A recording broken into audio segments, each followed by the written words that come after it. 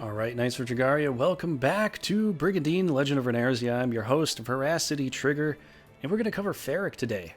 Let's roll the credits. And as usual, stay triggered. Pew pew, pew. How's it going? So we got Ferrick here. He starts off as a monk in this game, but I actually changed him into a Viking or Barbarian class. You can do whatever you want with the guy, really. But he has pretty good agility to start, and so I figured putting him into the Barbarian class, going into the Viking class, he'd have enough agility to kind of do different things and be really good, because Barbarians have very low agility and so very low hit ratios. So I thought I wanted to try this out. I honestly think this is a good conversion for him. You can play him as a monk as you want. I haven't played as monks as much in this game. In the previous games, I really liked them, and here I'm okay with it, but I'm not... I don't feel like they're amazingly fantastic. I still prefer the Viking class just because of some other versatility that they have. So let's talk about this guy for a second here, and then we'll cover all his stats and see what we can see, right? So, male, age 28, class Viking, author of the beloved and popular Journeys in Runersia book series, travels across the land, embellishing upon his own experiences for his stories. He chose to serve Norzalio in order to protect its literary culture. Although not fond of human conflicts, he awakened to his mana powers on one of his past adventures and became quite skilled with them. He's still concerned about his former travel mates, Will and Gallivard, though they have already gone their separate ways. So he's just kind of a journeyman, in a sense. He likes to journey, he likes to travel. But yeah, as a Viking, you get an axe, heavy armor, heavy helmet, and a ring, but as a monk, you get a fist, cuffs, you get I believe you get a gauntlet. Yeah, you get a gauntlet, you get a helmet and a ring. So we got a few different things here. Prevents faint. This is because of the Viking class there. You got an accuracy up. I believe this is because of the monk class right here. And there's counter damage up because of the Viking class. So there's a couple extra things in here. He already has proficiency with monk. That's why I get a little bit of an extra accuracy bonus, which is why I thought converting him into a Viking would be pretty ideal, because, you know, he'd be pretty good that way. So what are his stats here? He is a 3... He's not a 3D seer, but he's a 3E seer because we're already in the level 20s here. So he's just kind of a... He's kind of an okay knight. Sort of a project knight in a sense.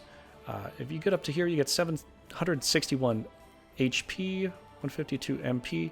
Pretty average, pretty good for a leader. Attack of 169, really nice. It's agility 75 for putting him into the Viking class. You're going to see other stuff that's going to be a little bit lower than that as far as Vikings are concerned. So he's actually kind of high. It's not bad. Intelligence to 81, nothing to chuckle about. I like it. So some of these stats are pretty good if you want to go the Viking class. If you do make him a monk, though, and you're trying to see what the difference is here, you'll be able to kind of get an idea as to what the difference is. Now, I know there will be a little bit of difference as far as like how I was able to level him versus you. But yeah, that's what I have for him. So as far as this is concerned, putting him into the Viking class, you get Raging Crash, basic attack, major attack, 145, plus 8 accuracy, 1 red orb element, and just the basic normal attacks, swing and hit the guy and do some good damage.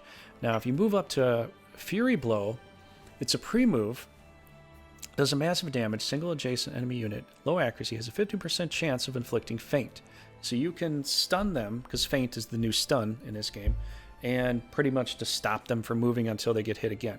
It does cost you 40 MP, though, so just make sure you look at that. And it also has, you want to chain this guy in or put a Halo spell on your Viking or not Barbarian or yeah, whatever, to be able to complete this, because you probably will miss with minus 40 accuracy. Just letting you know. Okay. Next up is Disaster Swing. This is a moderate damage attack that swings around you in a circle, hits everything, has no counter to it because you're hitting everybody around you, so they just can't counter you for whatever reason. They just can't. It doesn't cost you anything. It's not as powerful as your Raging Crash, but it is free, and it doesn't have a counter move to it. So if you want to do an easy attack, not get hurt, do this. Be careful, though, if you put your own allies next to you, because you will be endangering them to some degree.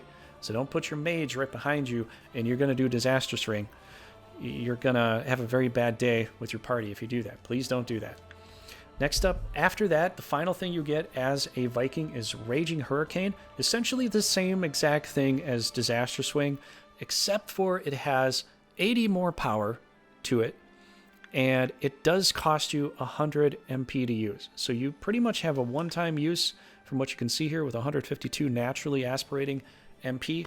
You only have one-time use of this, and then you can go and do a Fury Blow if you want to, and that's pretty much all you can do if you combine these two skills together. But you have to make sure that you are surrounded by the enemy. Like 3 or 4 enemies, do Raging Hurricane. You will hit everybody. It is a guarantee. Plus, it's 3 orbs instead of 1 orb. So 3 extra orbs on top of the 200 potency. And it does cost you 80 MP. You will do a massive amount of damage. And it's not as nice as this with the 50% chance of inflicting faint, but it does have a 10% chance to inflict faint on any of those guys that you hit. Might not ever happen. I think for me it's happened maybe once or twice in my lifetime of watching it happen. So it is a very low percent chance, but it can happen. So this is what I've done with Ferrick. I do want to put him in the monk class. I think I did that in the past, and I just wasn't as impressed as I probably would be in the Viking class. I just had more fun in the Viking class. It feels a little more burly, you know, and especially with the agility of 75, I'm like, what? I can't pass it up. An accuracy bonus for a Viking, because Vikings have very bad accuracy.